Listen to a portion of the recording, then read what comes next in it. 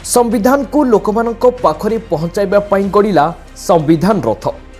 किपरि अनुसूचित जनजाति सचेतन हेबे एवं संविधान रे तांको पई कोन आईन रहिछि ताहाकू जणाइबा पई नवेम्बर 15 रु होइतिला एही कार्यक्रम।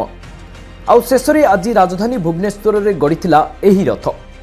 एहा मूल निवासी यूनाइटेड फोरम ओडिशा संघ तरफरु बाणी विहार छकठारु आरंभ होई गांधी मार्ग पर्यंत विशाल पदयात्रा होइतिला।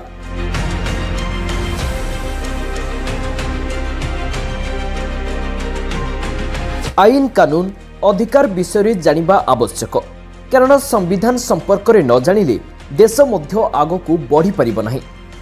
से संपर्क में जणाइबा पई रथ गड़िछि। विशेषकर जनजाति बहुल अंचल पई यह अत्यंत आवश्यक थिला। आउ संविधान रे सेमानक पई कोन नीति रहिछि ए संपर्क में जेउ सचेतनता कार्यक्रम सरकार करिबा कथा करूनाहांती, तेणु सेमानकू अवगत कराइबा पई एही कार्यक्रम करा जाइछि।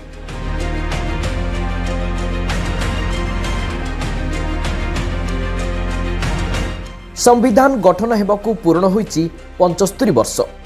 एने सारा देश में पालित हेउछि संविधान दिवस। एही अवसर में एजी छकरू आरंभ करी कैपिटल हॉस्पिटल पर्यंत एक पदयात्रा करा जाइछि। एथिरे समस्त नेता मंत्री सामिल होइछन्ति। तेबे स्वाधीन भारतर पुण्य ग्रंथ मार्गदर्शक आम संविधान। तेबे देखा जाऊ लोक माने केते सचेतन हेउछन्ति। भुवनेश्वर कैमरा पर्सन कुमार सानू सह बबिता रिपोर्ट दिनांक टीवी।